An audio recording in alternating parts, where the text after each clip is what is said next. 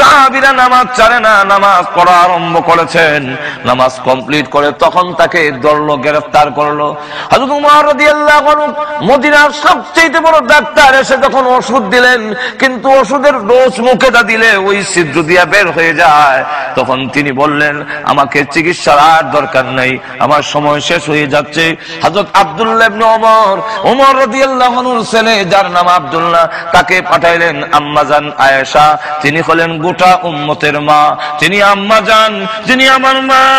যাও গিয়ে বলো, আমার জীবনের আকাঙ্ক্ষা, আমার জীবনের সবচেয়ে বড় চাওয়া এবং পাওয়া, আল্লাহর নবীর কাছে একটি কবরের জায়গা বাকি আছে, ওই জায়গাটা যেন আমি উমরকে দান করে দেন।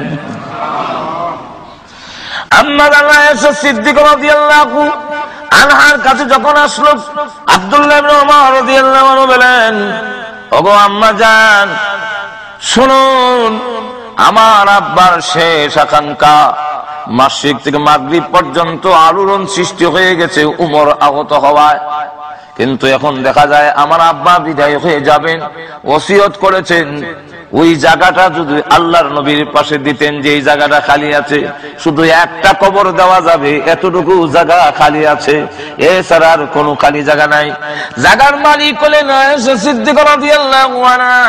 তিনি বলেন, আব্দুল্লাহ ইবনে ওমর, তামাম পৃথিবী যদি একদিকে রাখা হয় আর ওই কবরের জায়গাটা যদি একদিকে রাখা হয়, তামাম পৃথিবীর চাইতে ওই কবরের জায়গাটার দাম বেশি।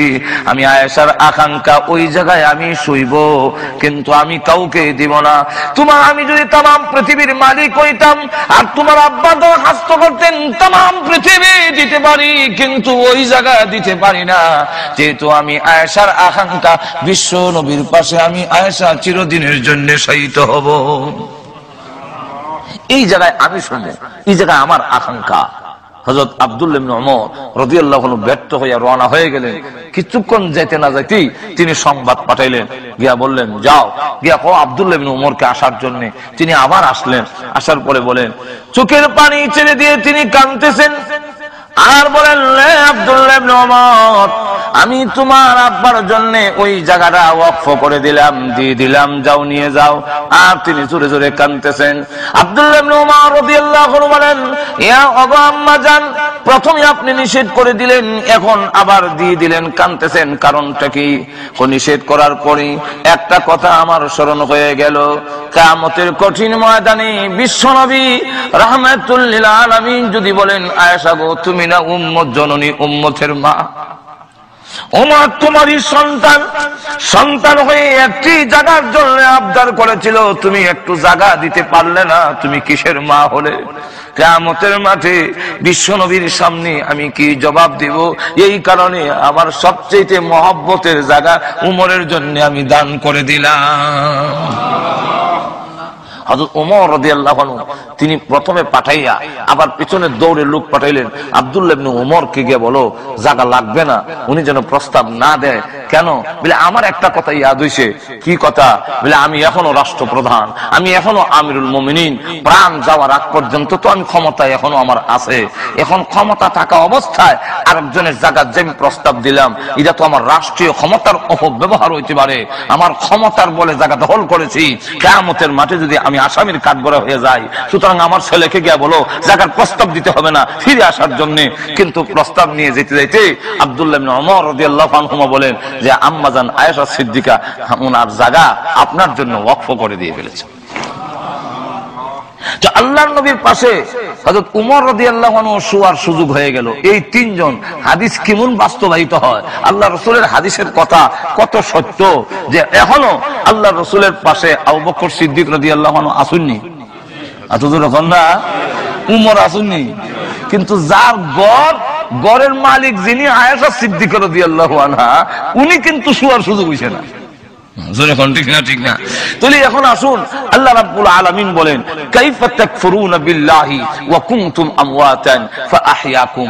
ও পৃথিবীর মানুষ, তোমরা একটু বিবেচনা করো, একটু চিন্তা করো, একটু তোমার যে সাধারণ জ্ঞান আছে সেই জ্ঞান দিয়ে একটু চিন্তা করো, সেই সত্তার সাথে, সেই আল্লাহর সাথে তুমি কিভাবে নাফরমানি করো, তার কথা অমান্য করো কেমনে?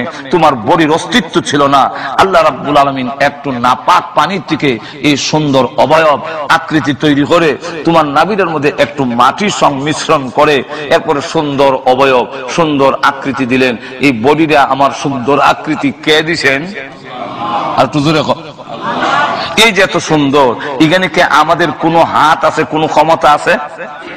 আমরা কি যারা নাকি 22 আঙ্গুল এটাতে কি 20 আঙ্গুল কইরা আনবার মতো কোনো ক্ষমতা আছে?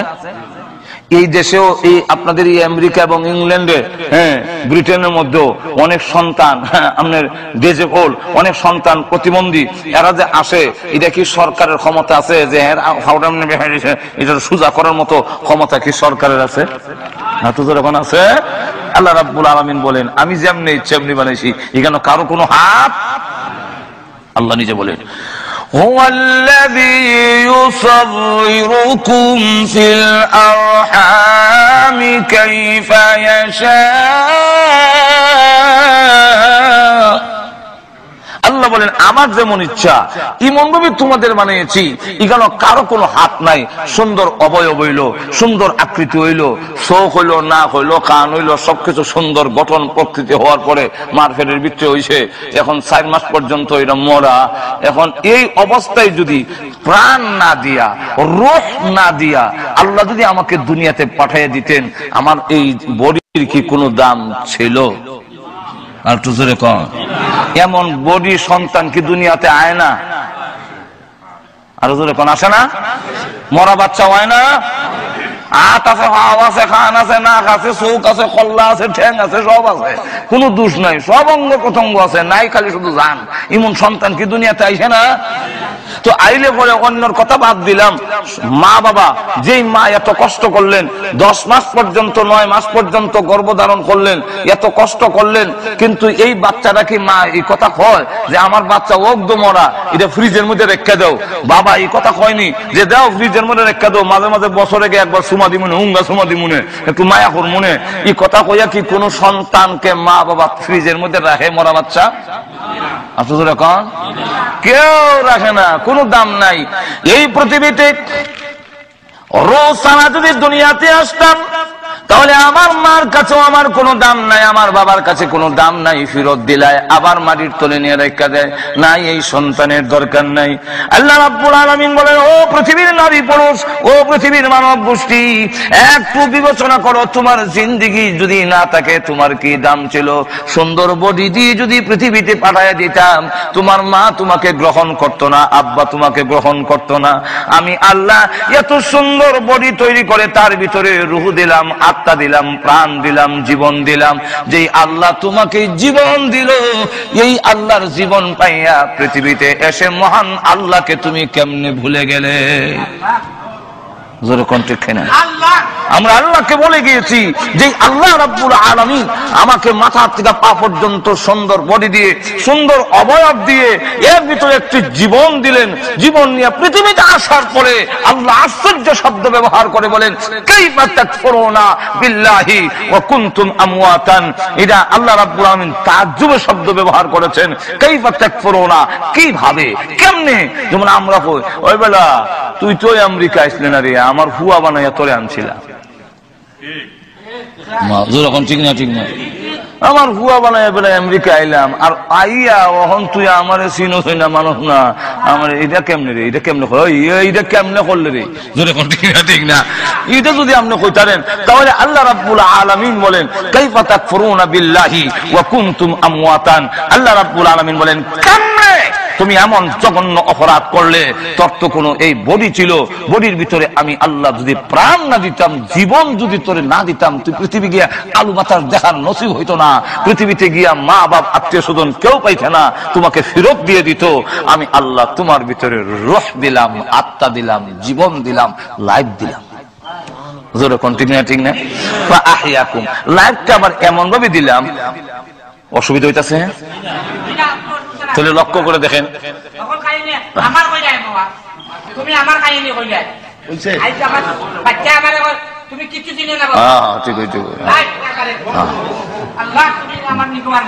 মাশাআল্লাহ। এখন লক্ষ্য করে দেখেন, আচ্ছা দেখেন চোখ খুললা নিতে পারবো নি? আচ্ছা একটু লক্ষ্য করে দেখেন না, মারতেন না। মানুষের অনেক সময় বিষের দুঃখ থাকলে সে জজবা বেশি আয় মাজুর এখন ঠিক কিনা এটা আপনি আরো জনের দুঃখ সময় হাসতা না মাজুর এখন ঠিক কিনা এবার তো দুঃখ পাইয়া কইতাছে আপনি যদি আবার এমন দুঃখ পাইন তখন বুঝবা এলিগা ইয়ে করতে না। তো এখন লক্ষ্য করে দেখেন আমার চোখ খুললে নেওয়ানের সম্ভাবনা একজনে যদি ডাকাইতে সুর ডাকাইতে ধরে আমার চোখ খুললে নিয়ে গিয়ে নিতার বুনি চোখ খুললে নিতারতো না আপনার এইটা আশ্চর্য কথা কইলা চোখ খুললে নিতারতো না ডাকাইতে খুললে খুললে লই যাবো কি ন্যায় নাই রকম। আচ্ছা আমার ভিতরের কিডনি পর্যন্ত খুললে লইয়া যাবে যখন ঠিক না আল্লাহ রাব্বুল আলামিন রূহটাকে এমন ভাবে ভিতরে দিয়ে দিলেন নাইলে হাইজেক কইরা আমেরিকার পক্ষ থেকে রূহ হাইজেক করাইয়া মানুষে মারাইয়া রূহ আইনা বড় বড় লিডাররা হেরার একটা রূহ সাথে আরেকটা ফ্রিজ আইনা জমা করে রেখে দিব ইডার মিয়া শেষ হলে হিডাইনা লাগাই দিব এই কইরা হে 1000 বছর বাঁচবো আর মরতো না। আমার আল্লাহ আমার মহান আল্লাহ রাব্বুল আলামিন এমন ভাবে রূহটাকে ফিট করে দিলেন ভিতরে ভিতরে জীবনটাকে আমার দেহের ভিতরে মাথার থেকে নিয়ে পায়ের আঙ্গুল পর্যন্ত এমন কোন জায়গা নাই যেই জায়গার ভিতরে আল্লাহর রূহ দেয় নাই। রূহ আমার চুলের গুড়িতে আছে, রূহ আঙ্গুলের মাথাতে আছে, আমার পায়ের মধ্যে রূহ আছে। এই জন্য রূহ আছে বলে আঙ্গুল লড়ে, রূহ আছে বলেন ফাতি মারি, রূহ আছে বলে জিহ্বা নড়ে, সব জায়গায় রূহ। আল্লাহ বলেন এমন জায়গায় তোমার রূহটাকে আমি দেহের মধ্যে ফিট করে দিলাম পৃথিবীর কেউ কিয়ামতের আগে আইলে আমার কাছে আইতো কিন্তু পৃথিবীর কেউ তোমার রূহ নিতে পারবে না। আমরা রূহ আজরাইলে অতীতে অনেক মানুষের নিছেনি, আমরা নিবনি তো তো বোঝা যায় নেওয়ানের মতো একটা কিছু একটু তো এখন না আসেনি। আজরাইলে যখন টান্ডা ছিলা রুল হয়ে যায় কিন্তু তোর রুবিতে একটা আছে আজরাইল নিতে পারে কিন্তু বুশে নিতে পারবে না, ওবামা নিতে পারবে না, বাংলাদেশের প্রেসিডেন্ট নিতে পারবে না, ভারতের প্রেসিডেন্ট নিতে পারবে না, আবার ইংল্যান্ডের ব্রাউন তিনি নিতে পারবেন না, পৃথিবীর কেউ নিতে পারবে না। আল্লাহ বলেন আমি দিছি, আমি যেদিন আনবো এদিন কেউ ধরে রাখতে পারবে না, কিন্তু আমি রু দিছি পৃথিবীর কেউ হাইজেক করে ছিনতাই করে নিতে পারবে না। ঠিক না ঠিক না রু নিতে পারে না। তাহলে এখন চিন্তা করেন মাথার থেকে পা পর্যন্ত আল্লাহ বলেন এমন জায়গায় তোর রুটা এমন ভাবে দিলাম দুইটা জায়গার সাথে আবার সম্পর্ক রুহের বেশি। কয় জায়গায়? কিন্তু মাথার থেকে পা পর্যন্ত সকল জায়গায় রুহ মাত বুঝুননি, মাথার থেকে পা পর্যন্ত সব জায়গায় রুহ আছে কিন্তু দুই জায়গার মধ্যে সম্পর্ক বেশি। কোন দুই জায়গা? একটা হলো মাথা আর একটা হলো বাম স্তনের এখানে এই জায়গাটা, এই দুইটা জায়গার মধ্যে রুর সম্পর্ক বেশি। এই কারণে এই দুই জায়গায় আঘাত করলে মানুষ মারা যায়। বুঝাইতে পারছিনি? আখ কাটলেও মানুষ মরে না, পাও খাদিলে মানুষ মরে না, চোখ খুলে নিছে কি মানুষ মরে না, জিব্বা খাদিলেছে মানুষ মরে না, কিন্তু একটা ছুরি দিয়ে সেন্টার মতো এখানে যদি ভার মারে দুই জায়গার সাথে রুর সম্পর্ক বেশি। আল্লাহ বলেন রুটা কেন দিলাম? রুটার জীবনটা এমন ভাবে দিলাম কোন নাস্তিক যদি বলে যারা আল্লাহর অস্তিত্ব বিশ্বাস করে না, তোমরা যদি এই কথা বুঝায় যে রু আল্লাহ নাই, তাহলে তাদেরকে জবাব দিবা তুমি কিভাবে? তাদেরকে দাঁত ভাঙ্গা জবাব দেওয়ার জন্য তোমার দেহের ভিতরে আমি আল্লাহ একটা রু দিলাম, মাথার থেকে পা পর্যন্ত সব জায়গায় রু আছে, কিন্তু আজ পর্যন্ত বিজ্ঞানীর চরম উন্নতির যুগে রু কোথায় আছে কেউ উদ্ঘাটন করতে পারেনি। আল্লাহ বলেন আসমান থেকে জমিন পর্যন্ত প্রত্যেকটা মাখলুকের ভিতরে আমি মহান আল্লাহ আছি। মাথার থেকে পা পর্যন্ত রু যেমন আছে, আসমান থেকে জমিন পর্যন্ত সব মাখলুকের ভিতরে আর যখন আসেনি। এখন রু যেমন আছে দেখানি যায় না। যদি কেউ কয় বলে আল্লাহ বলেন রু যেমন দুই জায়গার সম্পর্ক বেশি মাথা আর কলবে, আমি আল্লাহ সব জায়গায় আছি কিন্তু দুই জায়গায় আমার সম্পর্ক বেশি, একটার নাম আরশ আর একটার নাম কুরসি। কোন সম্পর্ক বেশি? আরশ আর কুরসি।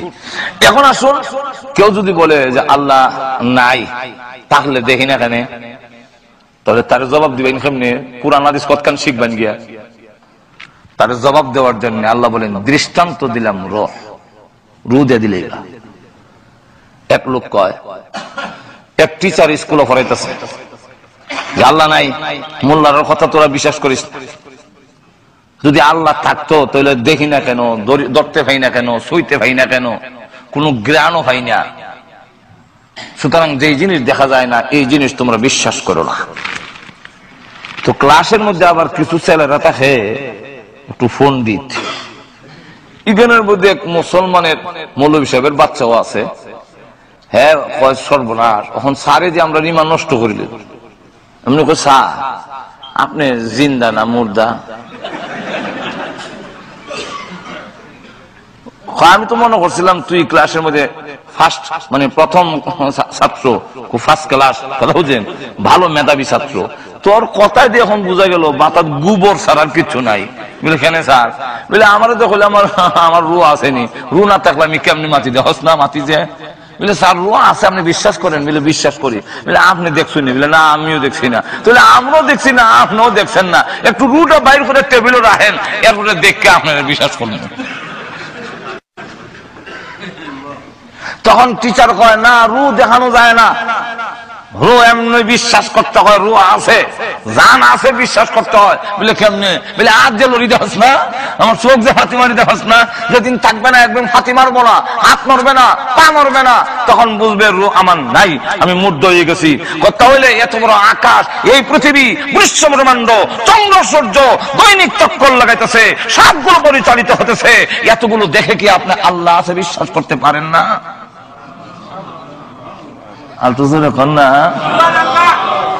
এরপরে আবার আমরা নবীরা তো আল্লাহ, আমাদের নবী তো আল্লাহ দেখেই কইছেন আল্লাহ আছে। যেরকম ঠিক কিনে 1 লক্ষ বা 2 লক্ষ 24,000 পয়গম্বর আল্লাহ আছেন যে কইছেনি। একটু ধরে এখন নবীরা জীবনে কোনোদিন মিথ্যা কথা বলছে? এতগুলো নবীর কথাই কি আমরা বিশ্বাস করতাম পারি না আল্লাহ আছে? একটু ধরে এখন না। একবার ঢাকার বিশ্ববিদ্যালয়ে পড়ায়, ওই সবক ওই দেয়, তো প্রিন্সিপাল যে উনি আবার আল্লাহর অস্তিত্ব বিশ্বাস করে, উনি শুনিলেছেন, শূন্য প্রফেসর ডেকে নিয়েছেন। আমাদের বিশ্ববিদ্যালয়ের ড্রেন যে সাফ করে সুইফা, এই বেটা বলে আপনার বাপ খাবার সুরা, এত বড় স্পর্ধা আপনার প্রিন্সিপাল, এই জন্য মুখ দিয়ে যাবে তা বলবেন। না ভাই আমি তো জানি না, আমি কইলাম এবার আপনার বাপ নেই। আবার দেখুন কিটা এবার আমার বাপ হইব করছি, বলে তাহলে আপনার বাপ কেটা? তখন কইছে অমুক আমার বাপ। তো অমুক যদি আপনার বাপ হয়ে থাকে, অমুকের মাধ্যমে আপনি দুনিয়াতে আইছেন না অন্যের মাধ্যমে আইছেন, আপনি কি দেখছিলেন? না তা আপনি কেমনে বুঝলাম উনি যে আপনার বাপ? হিবার তুই তো পারে না, আমার মা কইছে। কে কইছে? আরো ধরে কন উনি আমার বাপ। এই কথাটা আমরা যে বাপ বলি, এটা তো আমার মা কইছে, কেন উনি আমার বাপ? ধরে কন ঠিক কিনা? এমনি ডাক দিয়া কয় একজন মহিলার সাক্ষী কৌরে গ্রহণযোগ্য নয়, কিন্তু এক মহিলার সাক্ষীতে যদি আপনি একটা লোককে বাপ স্বীকার করতে পারেন, 1 লক্ষ বা 2 লক্ষ 24,000 পয়গম্বররা বলেছেন লা ইলাহা ইল্লাল্লাহ, আল্লাহ ছাড়া কোনো মাবুদ নাই, এতগুলো নবীদের সাক্ষীর পরও আপনি কি আল্লাহকে মেনে নিতে পারেন না? জোরে কোন ঠিক না? ঠিক না? লক্ষ্য করে দেখেন আল্লাহ রাব্বুল আলামিন বলেন আমাকে বুঝার জন্য তোমার ভিতরে একটা রূহ দিলাম। জোরে কোন কি দিলাম? রূহ। রূহ যাকে জীবন, লাইফ বলে। আল্লাহ নিজে বলছেন কাইফা তাকফুরুনা বিল্লাহি ওয়া কুনতুম আমওয়াতান ফাআহইয়াকুম। এই পৃথিবীর মানব গোষ্ঠী, কিভাবে তোমরা নাফরমানি করো, কিভাবে তোমরা কুফরি করো ওই আল্লাহর সাথে, যেই আল্লাহ তোমরা নিষ্পাপ, তোমরা নিষ্প্রাণ ছিলে। ফাআহইয়াকুম, তোমাদের প্রাণ দিয়েছেন, জীবন দিয়েছেন। তাহলে এবার বলুন মূল্যবান জীবন কে দিয়েছেন? আর একটু জোরে আওয়াজ দিয়ে বলেন। যাক বিস্তারিত এগুলো আর কোনের দরকার নাই, আর নাইলে কইতে গেলে আজকাল টাইম এগুলো শেষ হয়ে যাবো। আল্লাহ রাব্বুল আলামিন যে আছেন এটা রূহ দিয়ে আমরা একটা অনুমান করতাম, না পারিনি, না দেখলেও বিশ্বাস করা যায় আল্লাহ। যেমন লক্ষ্য করে দেখে ইমাম আবু হানিফা রাহমাতুল্লাহ আলাইহির যুগে একদল নাস্তিক আর একদল আস্তিক। একদল কয় আল্লাহ আছেন, আর একদল কয় আল্লাহ নাই। ইমাম আবু হানিফা রাহমাতুল্লাহ আলাইহি বলেন আছেন, কিন্তু ওরা কয় নাই।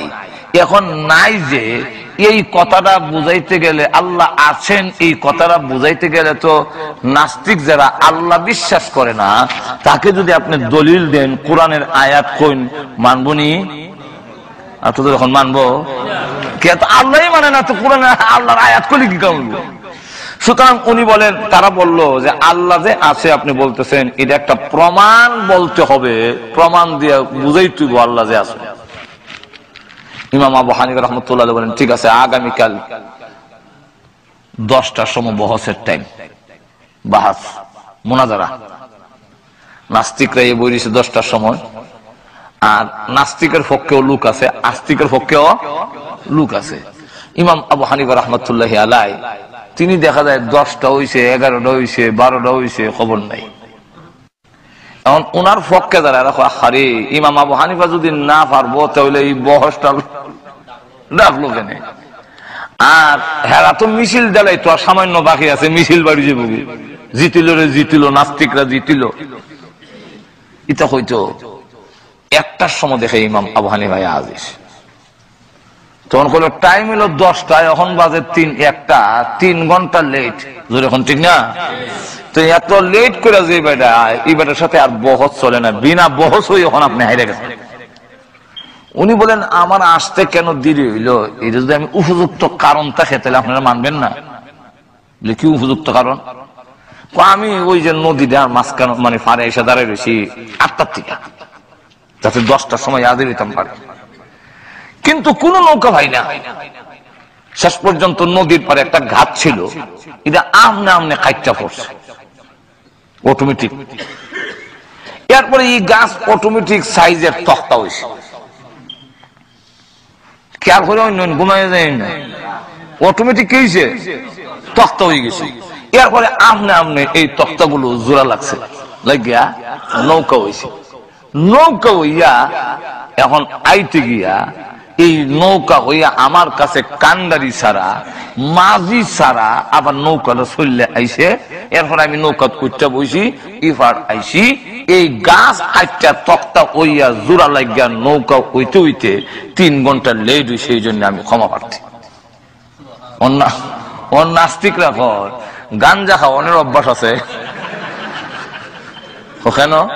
এই গাঞ্জা করি কথা কোন কিটা মাত এখানে বলে গাছকে আমনে আমনে এইভাবে কাটতে পড়ে, অত গাছের জ্বর উল্লেখ করেছি, অথবা এই গাছকে নিজে নিজে সাইজের তক্তা হয় বুঝলেন না, তো গাছকে নিজে নিজে তক্তাগুলো জোড়া লেগে নৌকা হয় বুঝলেন না, মেস্তুর ছাড়া কি নৌকা হয় বুঝলেন না, এই নৌকাটা কি নির্দিষ্ট গতিতে মাঝি ছাড়া আমনে আমনে যাইবো, বাতাসের বাইলে নিলে পানির স্রোতের বাইলে যাইবো, কিন্তু নির্দিষ্ট গতিতে কি যায় বলে যায় না। তাহলে এই গাঞ্জা করি কথা কেনা মানবো? ইমাম আবু হানিফা কথা তো আমার হইছে, যদি এক মেস্তুর ছাড়া করাত দিয়া না ছিললে সাইজের তক্তা হয় না, যদি মেস্তুর ছাড়া এইগুলো জোড়া লেগে নৌকা না হয়, নৌকা বানাইতে গেলেও যদি মেস্তুরের দরকার হয়, আর এদের চালাইতে গেলেও যদি কান্দারির দরকার হয়, যদি বিশ্ব ব্রহ্মাণ্ড এটা আপনার নইছে না, এর একজন মেস্তুর আছে, এগুলো এমনি চলে না, এর একজন চালক আছে, তার নামই হলো আল্লাহ। যতক্ষণ ঠিক কিনা? আল্লাহ রাব্বুল আলামিন বলেন كيف تكفرون بالله وكنتم أمواتا فأحياكم ثم يميتكم। আল্লাহ রাব্বুল আলামিন বলেন কিভাবে নাফরমানি করো, আমি আল্লাহ তোমাদের জীবন দিয়েছি, আবার এই জীবন আমি নিয়ে আসবো, ইউমিতুকুম তোমাদের মরণ দিব। জীবন চিরজীবন থাকবে না, এই পৃথিবীতে কেউ থাকতে পারে না, থাকবেও না, সবগুলো মৃত্যুবরণ করতে হবে, তোমারও একদিন মরণ হবে, কেউ আটকায় রাখতে পারবে না। আচ্ছা জোরে কন না, মরণ আসেনি আমরা, আরো জোরে কন। এই মাসআলার মধ্যে কোন দ্বিমত, একটু যখন দ্বিমত, একদিন মরতে হবে, মরণের ঘাটে তোমাদের যেতে হবে। ওই দিন তোমাকে কেউ ধরে রাখতে পারবে না, মরণ থেকে আটকা রাখতে পারবে না। যেদিন মরণ আসবে আল্লাহ রাব্বুল আলামিন বলেন তুমি যেখানে লুকাইতে চাও লুকাতে পারবে না। আইনামা তাকুনু ইউদরিকুমুল মাউত ওয়ালাউ কুনতুম ফি বুরুজিম মুশাইয়াদা। শক্ত গাঠির ভিতরে, সন্দুকের ভিতরে তোমাকে যদি তালাবদ্ধ করে রেখে দেওয়া হয়, সিকিউরিটি গার্ড দিয়ে যদি রাখা হয়, লক্ষ লক্ষ সোলজার যদি বিট করা হয়, আর সবগুলো যদি অস্ত্র নিয়া কামান বন্দুক যা আছে ক্ষেপণাস্ত্র সব ফিট করে বসে রাখে, কিন্তু জেনে রাখো আমার মরণের হাত থেকে তোমাকে বাঁচাতে পারবে না। কন্যা ওই দিন মরণ আমাদের একদিন হবে, যেরকম ঠিক নেই। শুধু তা না, আল্লাহ রসুল বলেন প্রতিদিন আজরাইল দৈনিক প্রত্যেকটা মানুষের দরজায় গড়ে গড়ে ইয়াকিফু আলাল বাব খামসা মাররাত। আল্লাহ রসুল বলেন প্রত্যেকটা মানুষের দরজায় আজরাইল দৈনিক 5 বার হাজির হয়। আর তো জোরে বল না, আপনারা এই কথা মনে করেন না যে আমরা অত নম্বরের ঘরের ভিত্তি আর সিকিউরিটির ভিত্তি কেমনি আইব, অত নম্বর চিনলেন। আমরা তো অনেক সময় ফেস লাগে যাই, ঈদ একটা চিহ্ন দিয়ে তৈরি যায় ঘরের নম্বরটা ঠিক রাখবার লাগিয়া। আজরাইলের তালিকার মধ্যে তো সব আছে, আসেনি? আর তো জোরে হোকা। আল্লাহর রাসূল বলেন ইয়াকিফু আলাল বাব খামসা মাররাত। প্রতিদিন মানুষের দরজায় আজরাইল গিয়ে প্রত্যেকটা মানুষকে 5 বার তার কাছে ছবি দেওয়া আছে, ওই ছবি মিলাইয়া আপনি তো যাচ্ছেন টেকুর দিকে, আপনি যাচ্ছেন দোকানের দিকে, আপনি যাচ্ছেন আমি এখন চাকরির দিকে যাই, কামো যাইতেছেন। আজরাইল বলেন তোমার একবার দেখে লই, মাথার থেকে পা পর্যন্ত দেখে রাখ। ও পৃথিবীর মানুষেরা জেনে রাখো, তুমি জানো তোমার মরণ আছে, তোমার ইচ্ছা মতে নয়, আমি আল্লাহর ইচ্ছা মতে। ঠিক না? এবং মরণটা কোন দিন হবে এটাও জানায় দেই নাই, লুকায় রেখে দিয়েছি। ঠিক নেই? মরণটা আল্লাহ কয়ে দিলে সুবিধা ছিল না যে 2020 সালের জানুয়ারির 15 তারিখ তোমার মরণ, 2020 সালের জানুয়ারির 19 তারিখ সবির আলীর মরণ। এইভাবে যদি আল্লাহ দিয়া দিত তো সুবিধা আছিল, বুঝলেন না? কেন মরণ আল্লাহ লুকায়ে রাখলেন, কেন প্রকাশ করলেন না? আল্লাহ রাব্বুল আলামিন জানায়া দিয়েছেন লুকায়ে রাখার কারণ কয়েকটা। এর মধ্যে একটা হলো পৃথিবীর নিজাম ঠিক থাকবে না, আইন দিও, পুলিশ বাহিনী দিও, আইন শৃঙ্খলা ঠিক রাখতে পারবে না। এর প্রথম নম্বরটা হইল কেমনে? যখন আমি জানিলাম 2000 সালে জানুয়ারির 15 তারিখ মরব, তো 14 তারিখ আইবার আগ পর্যন্ত আমি বেপরোয়া থাকবো। বাংলাদেশের কথা বলি, আপনাদের দেশের না। বাংলাদেশের মেইন রোডে, হাই রোডের মধ্যে গিয়া মাঝখানে উবাই থাকবে, ইন্ডার ডিস্ট্রিক্ট আর ট্রাক আয়া ফিসে গরম দিল, আমার সরাই থাকতো না। কেন? আমি তো জানি জানুয়ারি 2020 সালের জানুয়ারির 15 তারিখ মরবো, এখন তো ওইছে না, জানুয়ারি আইছে না, সুতরাং আমার মরণ এখন হবে। ইন্ডার ডিস্ট্রিক্ট তুমি উপরে যাবে।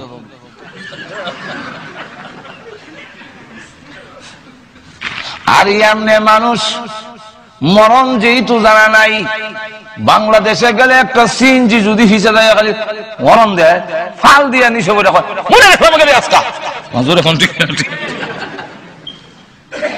এমনি দেখবেন আমরা দেশে একজন আর জন্য মারবার লেগে যায়, আটকাইলে আজকে এসব নামাজ 9টায় হবে ইনশাআল্লাহ। আপনারা কি নারাজ হচ্ছেন না?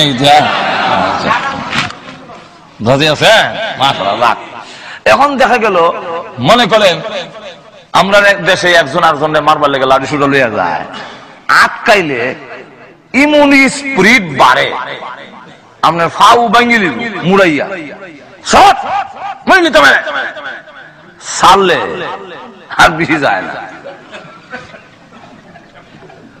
ফেলে যায় না।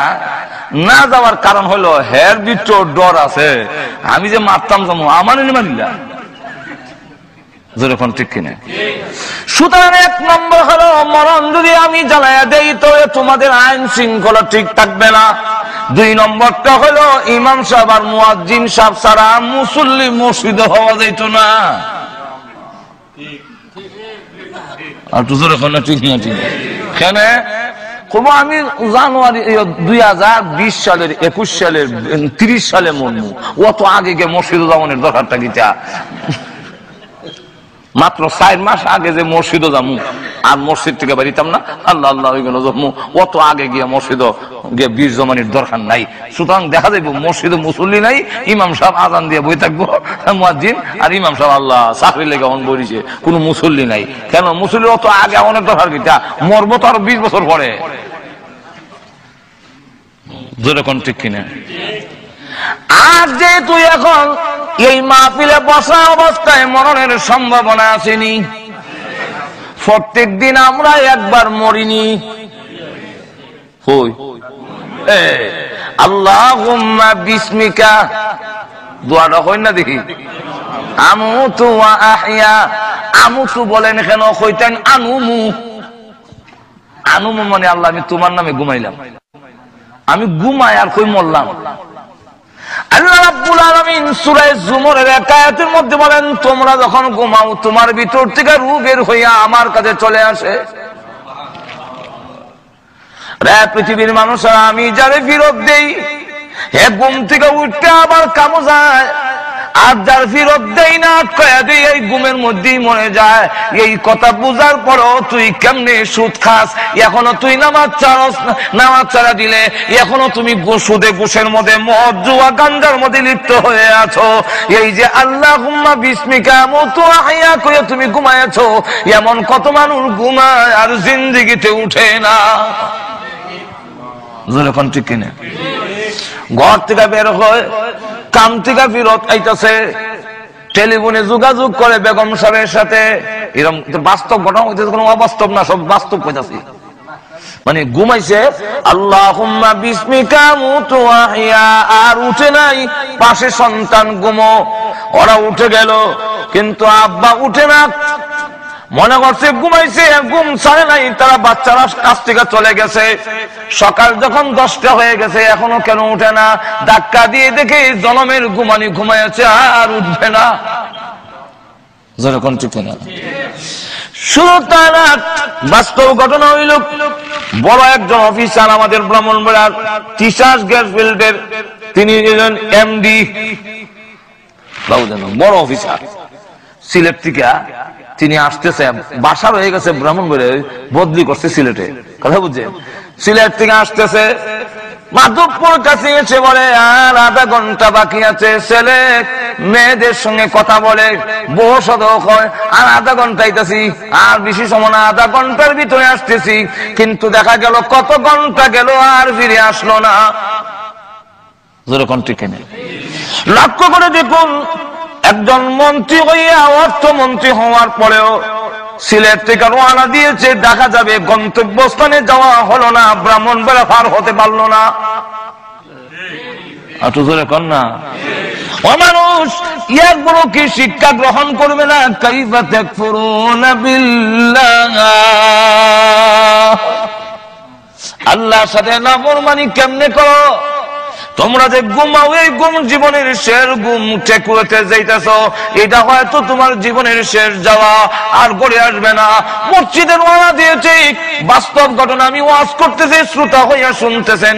মসজিদে ঢুকছে মসজিদের ভিতরে, আর বাসায় ফিরে যেতে পারলো না, মসজিদ থেকে লাশ হইয়া বের হলো। ওয়াজ করতেছেন, বক্তা ওয়াজ শেষ করতে পারে নাই, ওয়াজের ভিতরে বিদায় হয়ে গেল। এই কথা জানার পরেও তুমি কেমনে নাফরমানি করো? ঠিক নেই?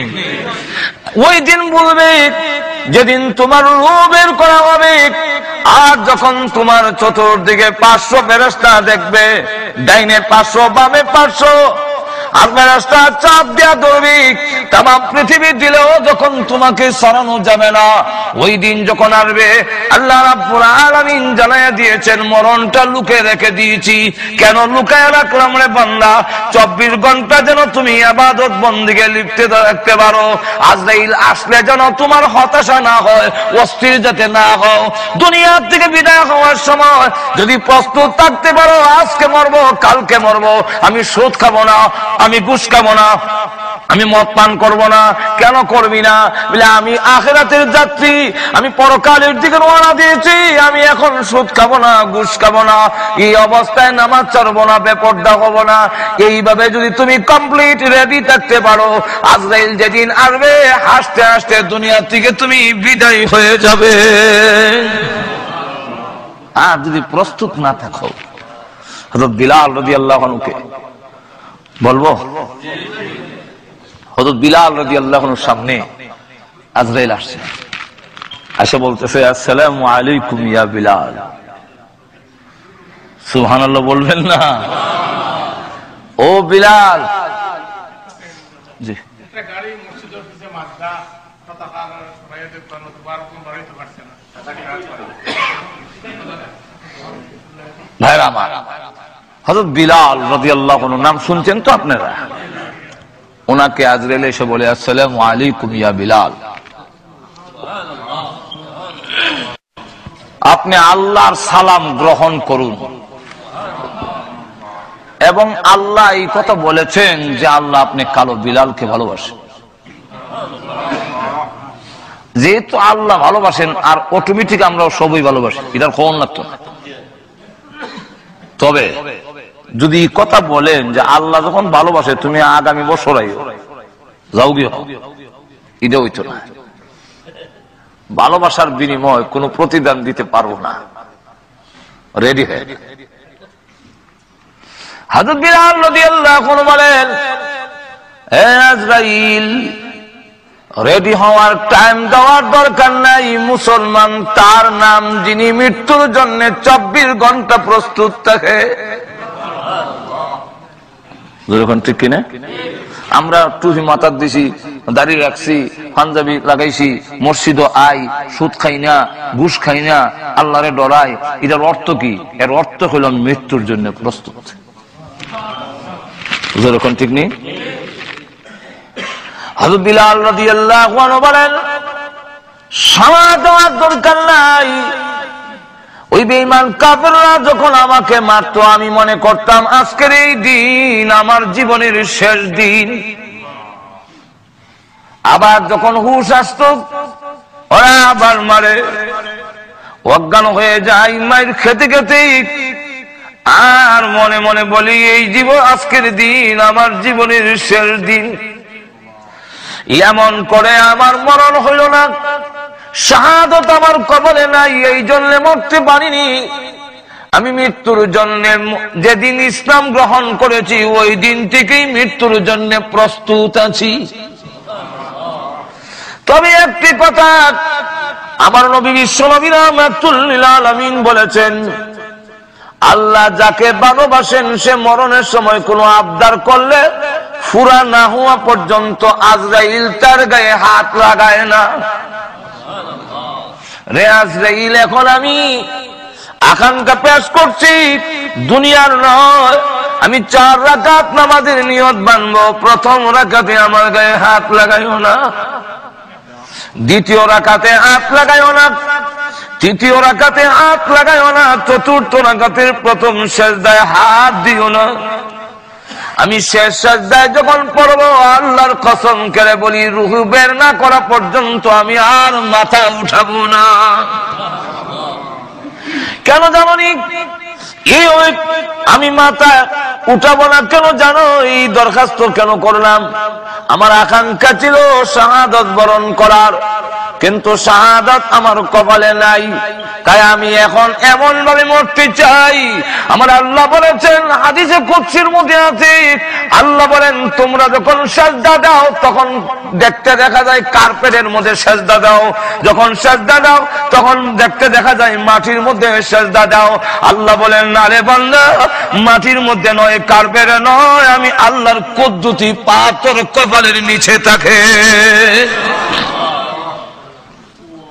ও আজরাইল, আমি চাই আমি বিলাল এমন ভাবে মরতে, তোমরা ফেরেশতারা যেই সময় ছবি তুলবে হাসরের মাঠে আমার আমলনামা যখন উল্টানো হবে, তখন দেখা যাবে আমি বিলাল আমার আল্লাহর কুদরতি পায়ে সিজদায় দিয়ে পড়ে আছি। সুতরাং আমি গোলাম আল্লাহ আমার মনিব এমন ভাবে আমি মরতে চাই। এমনি আল্লাহ ডাক দিয়ে বলেন, ও আজরাইল, আমার বিলালের দরখাস্ত আমি আল্লাহ মঞ্জুর করে নিয়েছি। মৃত্যুর জন্য প্রস্তুত থাকো মুসলমান। যে কোনো মুহূর্তে তুমি নাফরমানি কেমনে করো, জানো মরণটা তোমার নিয়ন্ত্রণে নয়, মরণ আমি আল্লাহর নিয়ন্ত্রণে। জোরে কোন ঠিক কিনা? কার নিয়ন্ত্রণে? তাইলে আল্লাহ রাব্বুল আলামিন নিজেও বলছেন, রাসূলকেও বলছেন, ওগো নবীজি আপনিও এই কথা বলে দেন, আপনিও এই কথা বলে দেন, قل إن صلاتي ونسكي ومحياي ومماتي لله رب العالمين।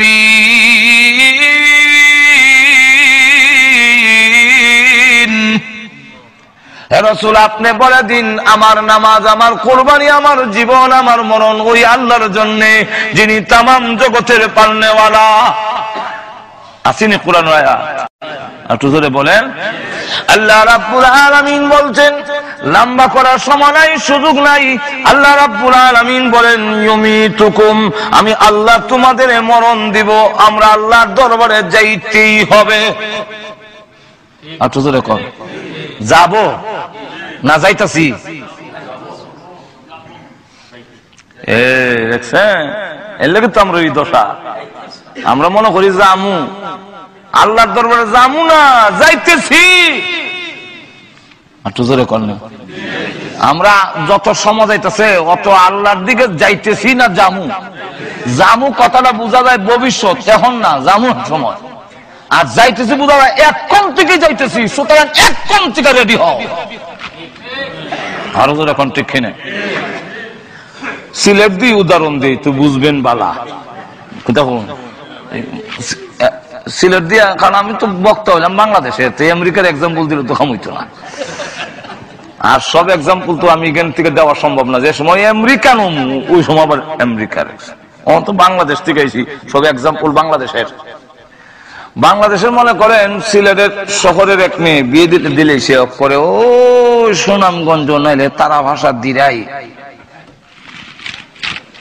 বাড়ি এলাকা, কোন মেয়ে গিয়ে থাকতে চায় না। বাড়ি এলাকার পরিবেশ ভালো না, বাহের বাড়িতে আইলে আর যায় না। তো স্বামী আরেকদিন করছে কি, তা সালাই করছে নিবার লাগিয়া একটা ইঞ্জিন চালিত ট্রলার নৌকা লুয়ে আইছে।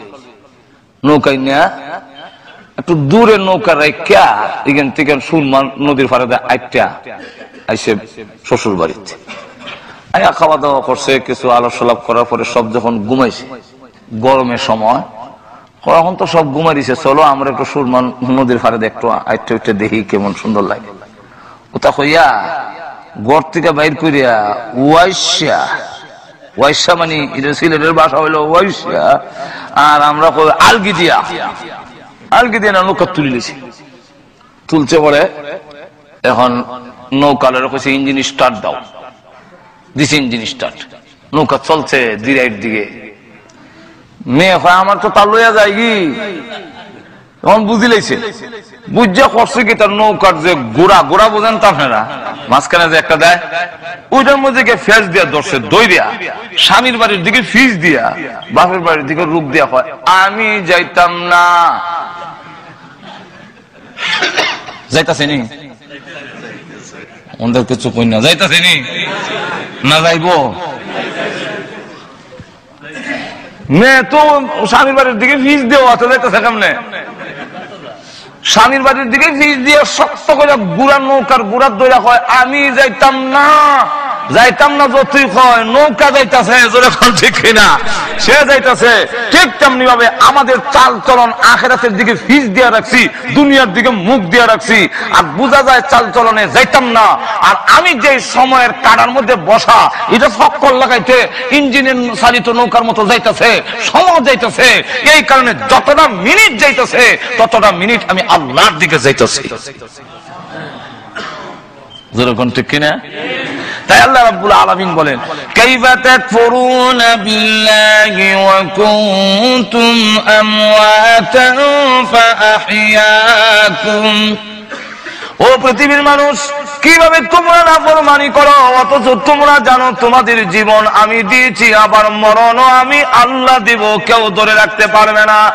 তোমাদের মরণ আমি আল্লাহর নিয়ন্ত্রণে, আমি যেই সময় চাই এই সময় নিয়ে আসবো। সুম্মা ইউমিতুকুম, মরণ হবে, ওই মরণের সময় তখন বুঝবে দুনিয়ার কেউ তোমার আপন নয়। না মাঝে মাঝে কিচ্ছাও হন লাগে, হইলে তেমনি একটা কিচ্ছা হই। দুই ভাই, এক ভাই একটু আল্লাহওয়ালা, কিছুদিন মাদ্রাসা তো পড়ছে, আল্লাহওয়ালা, নামাজ পড়ে, আওয়াবিনের সাথে চাষতেন নামাজ পড়ে। আরেকটা ভাই সুদের ব্যবসা করে, নামাজ নামাজ নাই, খালি গুনতে কইতে লাভের লাভ, লাভের লাভ, লাভের লাভ।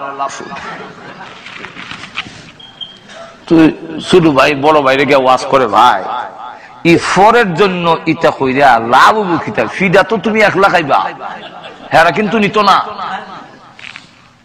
ঢাকায় বাসা, ঢাকায় একটা বাসা আছে, একবারে কোটি কোটি টাকার মালিক, কোটি কোটি টাকার মালিক মারা গেছে, নামাজ পড়ছে না। তো মসজিদের ইমাম সাহেবরা কইলো যে না, নামাজ পড়বো না, তার জানাজার নামাজ পড়তাম না। এবার মসজিদ একদিন আইলো না, তার জানাজা করে গেটিত থয়ে দেব। তার ছেলেরা কয়, এটা আমরা মান সম্মানের প্রশ্ন, একটা সামাজিকতা তো আছে, এখন জানাজা না পড়লে কেমনে হয়? বলো ঠিক আছে, পড়তাম পারি যদি কাফারা দাও। কাফারা হইলো একটা শাস্তি, যাতে ভবিষ্যতের কেউ নামাজ না ছাড়ে। হুজুর কাফারা এসে দেখেন কত হইছে, হিসাব করে দেখে 6 লাখ টাকা হইছে। কলাক এখন তার ছেলেরা তার বাসায় দেখাইয়া বাসায় কয়, হালায় নামাজ পড়লো নাকি? ডাইনিবি মসজিদ বামিবি মসজিদ, হালায় নামাজ পড়লো নাকি? এখন আমরা কাফারা দেব মুখে।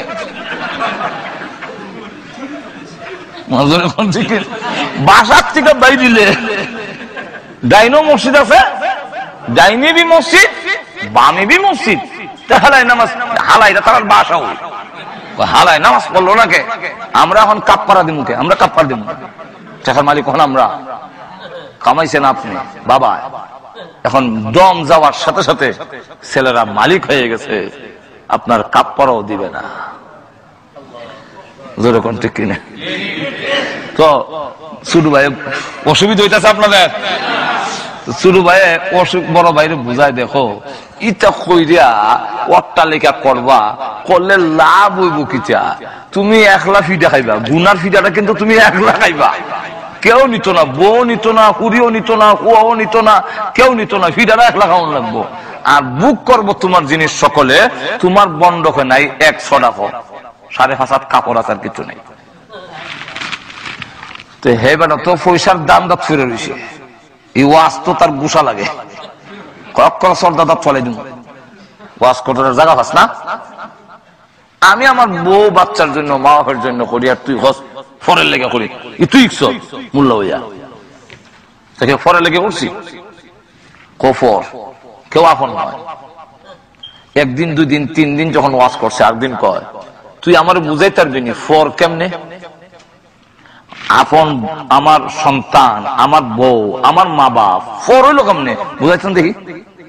বুঝাইতে গেলে হাদিসের মধ্যে আইছে, মুতু ক্বাবলা আন তামুতু, মরার আগে মরো, তুই বুঝিলে বা কে আপন আর কে। ও কেমনে মরতাম? ফাঁসি লেগে যে মুগি না, মরার একটা বাপ ধরা, সকলের সামনে তুমি কইবা, চিৎকার দিবা, আমার ফেরের বেদনা হইতাছে। এটা হলো একটা অভিনয়। কইয়ার পরে লাম বইয়া ফুরি যাবে, দাঁত দাঁতে কামড় যা ধরে রাখবা, হাত শক্ত করে রাখবা, আর আমি না কোয়া পর্যন্ত আর জিতা হইও না।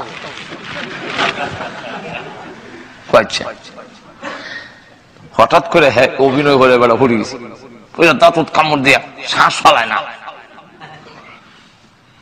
এখন তো সবে ডাক্তার ডুক্তার আইনা লাগায়, কবিরাজ লাগায়, কোনো কাম হয় না। কেন কাম হয় না? হ্যাঁ বেটার তো রোগই নাই, ঠিক কিনা? এখন আব্বা কান্দে, আল্লাহ সিরিয়াল তো আমার আসিল, আমার ফুয়ারে নিলা কেনে। মায় কান্দে, আল্লাহ আমার ছেলেরে না নিয়ে যদি আমার নিতা কত ভালো আসিল। বউ কান্দে, সোনার জীবন বিফলে গো, সোনার জীবন বিফলে, সোনার জীবন বিফলে। ছেলেরাও কান্দে, সবে কান্দে। তার কাছে গিয়া কয় যে তুই যে এত খালি মসজিদে গিয়া আওয়াবিন একসাথ চাষতের নামাজ আর জিকির আজকাল ফরজ মাদারাত করলে কোন দোয়া খালাম শিখছ না, একটা কুদেস না। এখন দোয়া তো শিখছি, খুব গরম দোয়া আমার কাছে আছে, লাগা গরম দোয়া, এমনি একটা হু দিছে দিয়ে কে দোয়া করবো? খুব বেদনা তো আমার আতয়ে করছে, ব্যথা বেদনা এখন আমার আতয়ে করছে।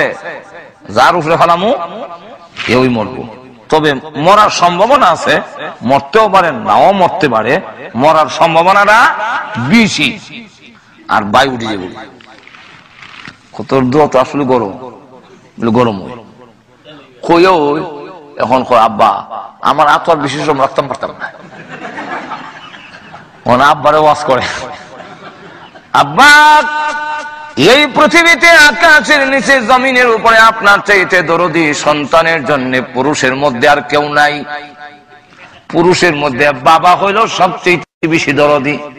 আপনি বলছিলেন সিরিয়াল আপনার, এখন আপনার উপরে ফেলাই দেই, মরতেও পারেন নাও মরতে পারেন, তবে মরার সম্ভাবনা বেশি।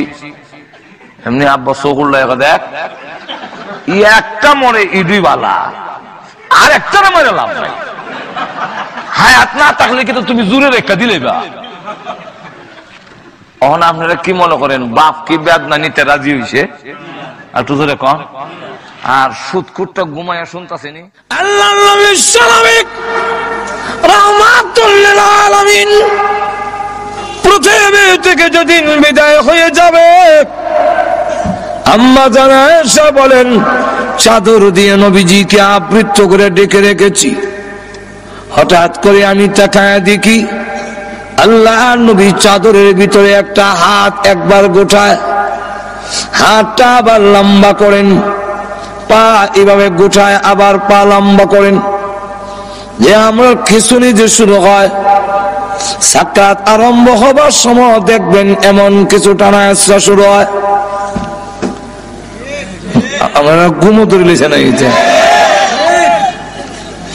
আম্মা জানা আয়েশা বলেন আমি আপনি বিশ্ব নবীর শরীর মোবারক থেকে চাদরটা একটু উঠালাম, কেন এমন শুরু করে দিয়েছেন?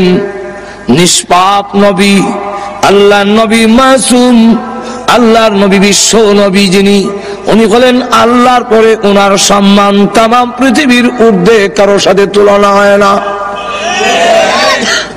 এর মধ্যে কোনো সন্দেহ নাই। কিন্তু লক্ষ্য করে দেখুন আম্মা জানা আয়েশা সিদ্দিকা রাদিয়াল্লাহু আনহা বলেন পৃথিবীর মানুষেরা রে, আমার ধারণা পাল্টে গেল। আমি যেই মাত্র আল্লাহর নবীর শরীর মোবারক থেকে চাদর সরালাম, এমনি তাকায়া দেখি নবীজির মাথা মোবারক থেকে নিয়ে পা মোবারক পর্যন্ত এমন কোন পশম মোবারক নাই যেখান থেকে আল্লাহর নবীর ঘাম বের হয় নাই। আমার ধারণা পাল্টে গেল। নবীর যদি রহ তাহলে আল্লাহ যে বলছেন কুল্লু নাফসিন যায়িকাতুল মাউত, এই আয়াত 100% ঠিক। একটু জোরে কর না। হঠাৎ করে নবীজি ডেকে বলেন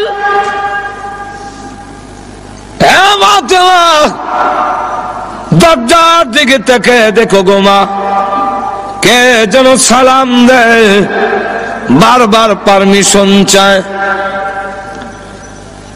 হযরত ফাতেমা রাদিয়াল্লাহু আনহা দরজার দিকে তাকালেন, আজরাইল তো দেখা যাওয়ার কথা না। আমি আমার আব্বার কাছে বসে থাকলে তিনি যদি বলেন আমি কি দেখবো নাকি? আজরাইল দেখা যায় না, কিন্তু আল্লাহ রাব্বুল আলামিন বলে দিলেন হ্যাঁ, আজরাইল প্রকাশিত হয়ে যাও আমার ফাতেমার সামনে, আর না হয় আমার নবীর কথাটা মিথ্যা হয়ে যাবে। হযরত ফাতেমা রাদিয়াল্লাহু আনহা দরজার দিকে তাকায়া বলেন, আব্বা, এমন একজন মানুষ দরজার সামনে দাঁড়ায় আছে আব্বা গো, যার বডি, যার সুরত মক্কা মদিনার কারো সঙ্গে কোনো মিল নাই, দুনিয়ার কারো সঙ্গে মিল হবে না, এমন বড় আকৃতি, পা মাথা অনেক বড়, আর সমস্ত শরীর কাপড় দিয়া ঢাকা, দুইটা চোখ বড় বড় অগ্নিলোকার মতো। আল্লাহ নবীকে বলেন, ওগো আব্বা জান, এমন আকারের মানুষ আমার জিন্দেগিতে কোনোদিন দেখিনি।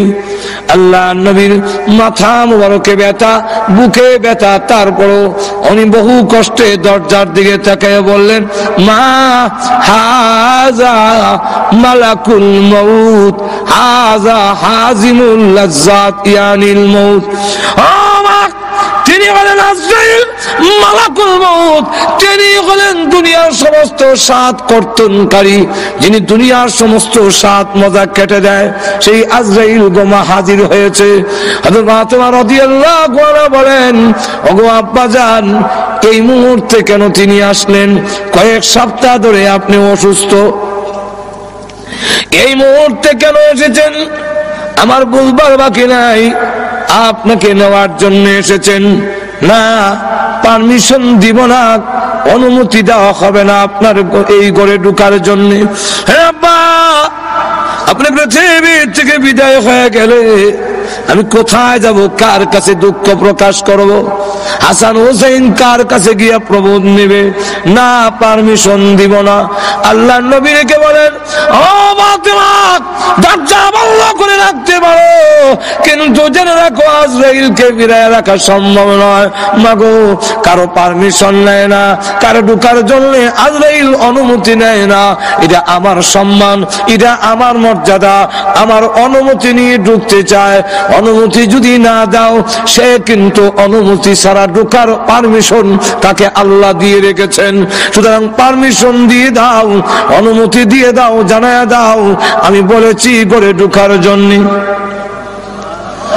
আজরাইলকে যখন অনুমতি দেওয়া হলো, তিনি এসে বলেন, আসসালাতু ওয়াসসালামু আলাইকা ইয়া রাসূলুল্লাহ, আল্লাহ আমাকে পাঠিয়েছেন, আপনি যদি যেতে চান গো আপনাকে নিয়ে যাব, থাকতে যদি চান আল্লাহ হায়াত বাড়ায়া দিবে, কোনটা করবেন?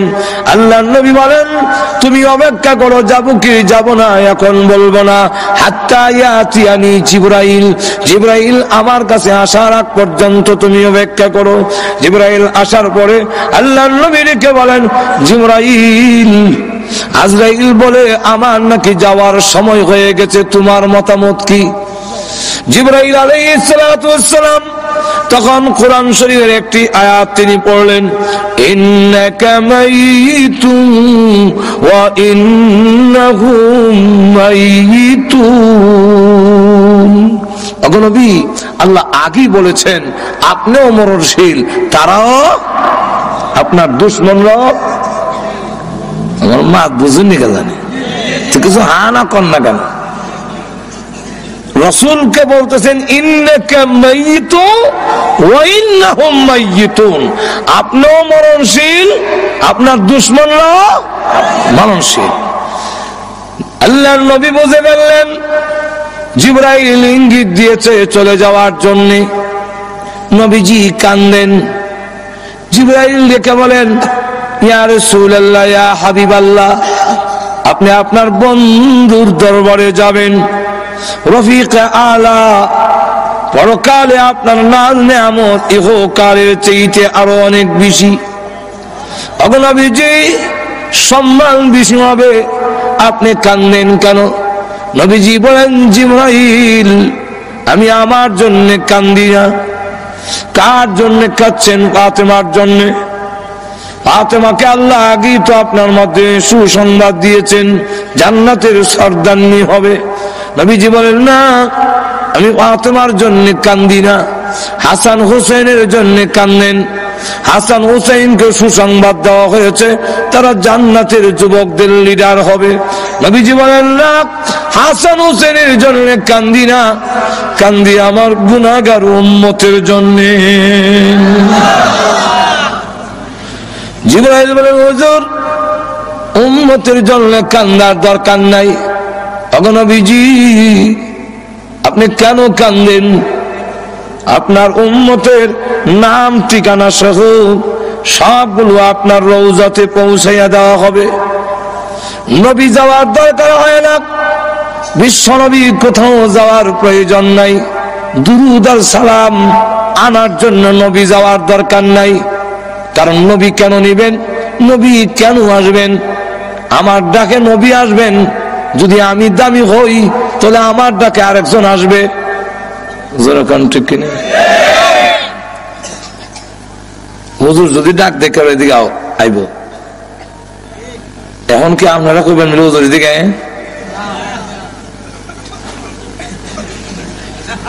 যার দাম বেশি ওনারা ডাক দেয়া কখন জানাবিলে আপনি আইয়া নেন। আল্লাহ নবীর সম্মান বেশি, নবীকে বলা যায় না নবী আসেন আয়া নেন দুরূদ সালাম। গেল একটা। আর একটা হইল আমরা দুরূদ আর সালাম পড়ি, এগুলা কি নবীর লাভ না আমাদের লাভ? লাভটা কার? তাহলে দুরূদ সালাম পৌঁছানির ব্যবস্থা তো আমরা না করতাম, লাভ আপনার আর রাসূল নিত। আমার লক্ষ্য করে দেখুন, আল্লাহর নবী বিশ্ব নবী রাহমাতুল লিল আলামিনকে জিবরাইল আলাইহিস সালাতু ওয়াস সালাম বলতেছেন, ইয়া রাসূলুল্লাহ, ইয়া হাবিবাল্লাহ, আল্লাহর নবী গো, কান্নার দরকার নাই, আপনার উম্মতের দুরূদ আর সালাম পৌঁছাইয়া দেওয়া হবে। আমিও আছি, একজন ফেরেশতা আল্লাহ তৈরি করে রেখেছেন। পৃথিবীর যতগুলো মাখলুক আছে, আম্মার ইবনে ইয়াসির থেকে বর্ণিত হাদিস, ওই ফেরেশতার ততটা কান আছে। পৃথিবীর যেই কোনো জায়গায় যেই কোনো লোক যদি দরুদ পড়ে, তার বাবার নাম, দাদার নাম, সত্য গোষ্ঠীর নাম সহ ঠিকানা সহ মুহূর্তের মধ্যে আল্লাহর নবীর কাছে পৌঁছাইয়া দেওয়া হয়। নবী নেওয়ার দরকার নাই। নবীজি কালেন না, আপনার উম্মতের সংবাদ আপনি পেয়ে যাবেন। এটাও তো আল্লাহ আগে আপনাকে জানাইয়ে দিয়েছেন।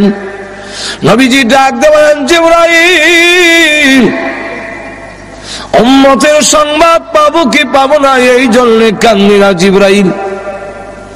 সন্তান যদি ইংল্যান্ড থাকে আর ভালো অবস্থানে থাকে, তাহলে সংবাদ না পাইলেও মা বাবার মনটা কিছু হইলেও শান্তি থাকে। ছেলে খোঁজ খবর নেয় না, কিন্তু অন্যের মারফতে জানতে পারে ইংল্যান্ড লন্ডনের মধ্যে তার ছেলে খুব ভালো পজিশনে আছে, সম্মানী আছে, কিছু হইলেও শান্তি পায়। আমার না দেখ, আমার ছেলে তো ভালো আছে। সংবাদ যদি নাও পাই, আমার উম্মত যদি এই পৃথিবীতে ভালো অবস্থানে থাকে, তাহলে আমার তো সংবাদ পাওয়ার দরকার নাই। এটা আমার বিষয় নয়। আমি কেন কান্দি? এতদিন পর্যন্ত আল্লাহ আমাকে আয়াত নাযিল করে জানায়া দিয়েছিলেন, মা কানাল্লাহু লিয়ুযিবাহুম ওয়া আনতা ফীহিম। ওগো নবীজি, আপনি যেখানে আছেন এদেরকে আমি আল্লাহ গজব দিব না, আমি আযাব দিয়ে শেষ করব না, যেহেতু আপনি এখানে আছেন। ও জিবরাইল, আমি রাসূল যখন পৃথিবী থেকে বিদায় হয়ে যাব, তখন আমার উম্মতের জিম্মাদার কে হবে? তামাম পৃথিবীর উম্মতে মুহাম্মদী যদি একসাথে আল্লাহ গজব দিয়ে শেষ করে ফেলে, আমার উম্মতের দায়িত্ব কে নেবে? কে এই দায়িত্ব গ্রহণ করবে? এমনি আল্লাহ ডাক দিয়ে বলেন, ওরে জিবরাইল, আমার বন্ধুকে বলো চোখের পানি মুছে ফেলার জন্য। আর কাঁদতে হবে না, আর কাঁদতে হবে না। এখন থেকে আনা কাবিলুম মিনহুম, আমি স্বয়ং আল্লাহ তার উম্মতের জিম্মাদার হয়ে গেলাম।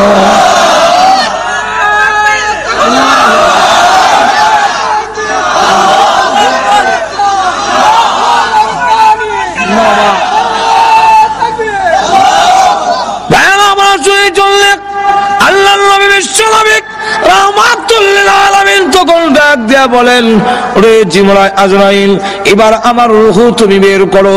এমনি জিবরাইল আজরাইল যখন নবীজির সিনা মুবারকে হাত রাখলেন, ফি কবজির রূহিহি, রাসূলের রূহ মুবারক কবজ করবেন।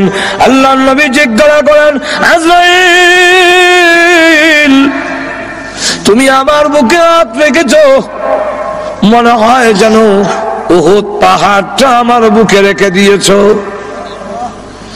আজরাইল বলে, আল্লাহর নবী এত সহজে কারো রূহ বের করি নাই, কোনদিন করব না।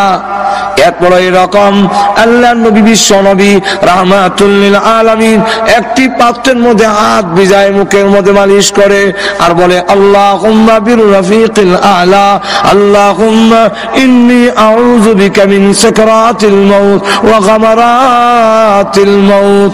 মরণ বুঝি এত কষ্ট বুঝি মরণ। সাকরাতের যন্ত্রণা থেকে, মৃত্যু যন্ত্রণা থেকে কেউ রেহাই পাবে না, সকলেই মৃত্যু যন্ত্রণা ভোগ করতে হবে, জানবীর করতে এত কষ্ট হবে। আর আল্লাহ রাব্বুল আলামিন কোরআনে উল্লেখ করে দিয়েছেন, ওয়ান্নাজিআতি গারকা والنازعات غرقا والناشطات نشطا سلام قولا من رب رحيم।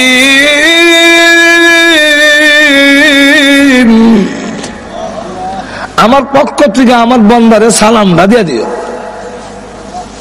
ফেরেশতারা যখন মুমিন ইমানদারের কানে আমরা যাতার দর্শিটি কই, তখন কানে কয়, আল্লাহ তোমারে সালাম দিছে। কে সালাম দিছে? আরো জোরে কম, আল্লাহ সালাম। জান্নাত তুল্লা তো দেখো, ওই যে বাগান দেখো নি বুঝলে, এখানে তোমার আল্লাহর সাথে তোমার প্রেমিকার সাথে দেখা হইব, যাইতা হাত জোরে কর না। বিশ্ব নবী রাহমাতুল লিল আলামিন বলেন, আবু বকর তোমার রূহ বের করার সময় আল্লাহর ফেরেশতারা কানের কাছে কোরআনের আয়াত পড়বে আর রূহ বের করবে। আল্লাহ ওয়ালারা ওই সালাম শুনে, আয়াত শুনে মৃত্যু যন্ত্রণার কথা বলে যাবে। আল্লাহর নবী বলেন, ও আবু বকর এই আয়াত পড়বে তোমার কানের কাছে, ইয়া আইয়াতুহান নাফসুল মুতমাইন্না ইরজিই ইলা রাব্বিকি রাদিয়াতান মারদিয়া ফাদখুলি ফি ইবাদি ওয়াদখুলি জান্নাতি। জোরে কর না সুবহানাল্লাহ। বুঝছি না সুবহানাল্লাহ, না বুঝছি কর। ফেরেশতারা কানের কাছে বলবে, আবু বকর ইয়া আইয়াতুহান নাফসুল মুতমাইন্না, এই প্রশান্ত মন, ইরজিই ফিরে আয়, ইরজিই ফিরে আসো। কোথায় ফিরে যাব? ইলা রাব্বিকি, তোমার রবের দিকে চলে আসো। কোন অবস্থায়? রাদিয়াতান মারদিয়া, তুমি আল্লাহর প্রতি রাজি, আল্লাহ তোমার প্রতি রাজি। আয়ো ফিরে আসো, ফাদখুলি ফি ইবাদি ওয়াদখুলি জান্নাতি। আল্লাহর প্রিয় বান্দাদের অন্তর্ভুক্ত হও আর আল্লাহর তৈরি জান্নাতের ভিতরে ঢুকে যাও। যন্ত্রণা থাকতো না, যন্ত্রণা হইব। আগে এমনি দইরা ফুরা গালতো, দু চান দর ফুরা দুই চারজন, আর এখন অপারেশন করে ইনজেকশন দিয়ে অবশ করি দেয়। যন্ত্রণা হয় না, যেটা না হইতারে না। ঘুমাই গেছেন না, আমার কথা বুঝতেছেন নি? যন্ত্রণা হইতেছে না, এটা না হইতেছে, কিন্তু না ঠিক কিনা ভাইরা আমার। জান্নাতের দিকে দেখাই, ওই জান্নাত দেখো না বলে, হ্যাঁ এখানে তোমার আল্লাহর সাথে দেখা হইব। আল্লাহ আল্লাহ রুবাই করছে কই তারে না, আর তো কন্যা সুবহানাল্লাহ। আল্লাহ আরো উদাহরণ দেই, দিতাম নি ওখানে না আপনারা হাসপাতাল নিয়ে খতনা করাইলেন, আমরা ছোট সময় তো খতনা করাই তো আজমে আইয়া যেমনে খালি দেখছি আজম এক দৌড় দিয়ে এই বাড়ি সাইয়া আরেক বাড়ির গরুর গোয়াইলের ভিতরে গিয়ে লুকাইছি, বইটা আনে গে বড় ভাই কোন সময় বিদায় করে দিয়েছি বেটারে, আদিকা না আমি তোর বড় ভাই না, আদি মিয়া জল চকিত বয়াইছে। আর আজম জোর করে না যখন বয়াই দিছে, বয়াই দিয়া দুই ঠ্যাং দুই দিকে আর কল্লা মুখ দিকে বুড়াইয়া আমি ধরছে কি ধরার মতো, ওরকম ঠিক কিনা? এই যে ধরার মতো ধরছে, এমন সময় দেখা যায় আল্লাহ ধরার মতো ধরছে আর খালি বেটা আত্মার যন্ত্র বাইল করতেছে, এটা কাপড়ের মধ্যে কি তো জানে পাউডার লাগাইতেছে, ব্যান্ডিস বন্ডিস আর যন্ত্রপাতি দেখা এখনো করলাম আমার গায়ে সইছেও না ধরছেও না, কিন্তু দেখবেন চিল্লায় মরি যাই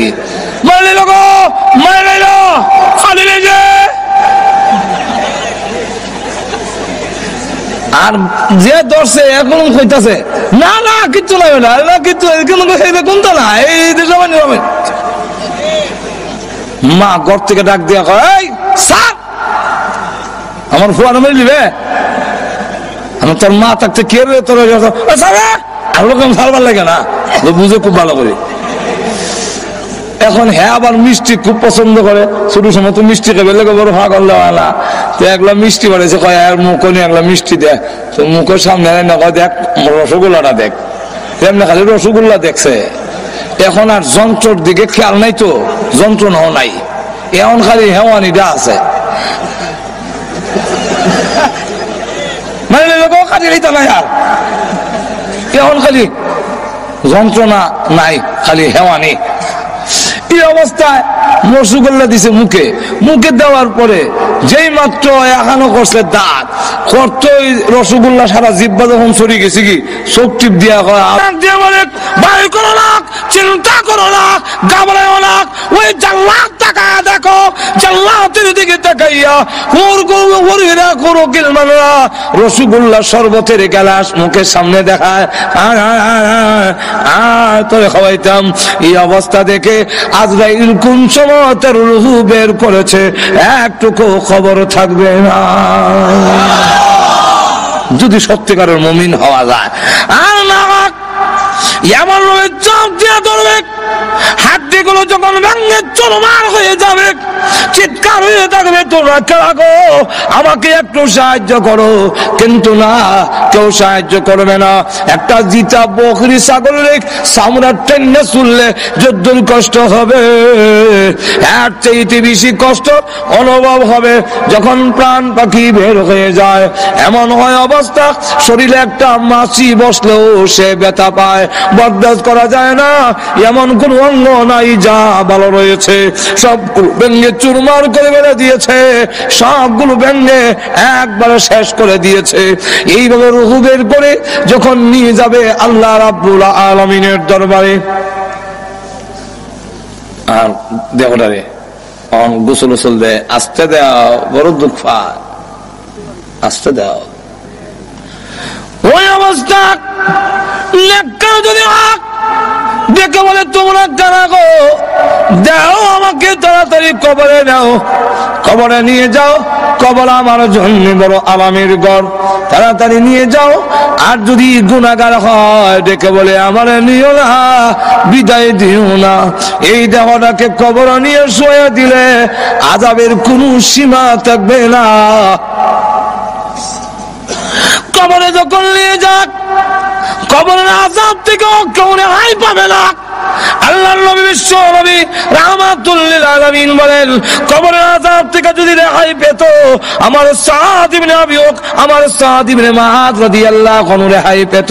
হযরত খাদিজাতুল কুবরা রাদিয়াল্লাহু আনহা কান্দে, আম্মা জান আয়েশা খাদিজাতুল কুবরা চোখের পানি ছেড়ে দিয়ে ইন্তেকালের সময় কান্দে। আল্লাহর নবী জিজ্ঞাসা করেন, ও খাদিজা কেন কাঁদলো? কান্দি কারণে আমি পৃথিবীর থেকে বিদায় হয়ে যাবো গো নবীজি, কিন্তু ভয় লাগে, কবরের কোনো সামান নাই, কোনো প্রস্তুতি নাই, কি নিয়ে কবরে যাব গো নবীজি, ভয় লাগে। আল্লাহর নবীকে আরো বলেন আরেকটার জন্য কান্দি, একটা হলো আমি পৃথিবীর থেকে বিদায় হইয়া কবর কি লইয়া যাব, কবরের কোনো সামান আমি খাদিজাতুল কুবরা নাই, এই জন্য কারণে। আর একটা কারণ হলো মক্কার বেঈমান কাফেররা আপনার প্রতি নির্যাতন করে, আপনাকে কষ্ট দেয়। আমি খাদিজা আপনার পাশে ছিলাম, আমি বিদায় হয়ে গেলে আপনার সহযোগিতা কে করবে? নবীজি দুঃখের পাশে ছিলেন খাদিজাতুল কুবরা, আমি বিদায় হয়ে গেলে তখন আপনার সহযোগিতা কে করবে? ফাতেমা রাদিয়াল্লাহু আনহা এই সময় ছোট ডাক দিয়ে বলে, মা আপনি কাঁদলেন না, আপনি বিদায় হয়ে গেল, আমি ফাতেমা আব্বার সাথে আছি, জীবন যেতে পারে, আমি আমার বাবাকে ছেড়ে দূরে যাব না। এই জন্য আল্লাহর নবী যখন দাওয়াতের কাজে যেতেন ফাতেমা পিছনে কোমর ধরে রাখত, কাপড় ধরে রাখত। হযরত খাদিজাতুল কুবরা রাদিয়াল্লাহু আনহা যখন কাঁদলে আল্লাহর নবী বিশ্ব নবী রাহমাতুল লিল আলামিন ডাক দিয়ে বলেন, খাদিজা কাঁদো না, তোমার সতীনদের কাছে আমার সালাম পৌঁছাইয়া দিও। হযরত খাদিজাতুল কুবরা বলেন, ইয়া রাসূলুল্লাহ, আমার সতীন কারা আবার সালাম দিতাম? আপনি তো আমার আগে আর কোন বিয়ে করেন নাই, কেডা গেল আমার আগে সালাম দিতাম গিয়া? আল্লাহর নবী বলেন, ও খাদিজা, জান্নাতের ভিতরে মরিয়ম এবং আসিয়ার বিবাহ আমি বিশ্ব নবীর সাথে হবে, তাই তারা হবে তোমার সতীন।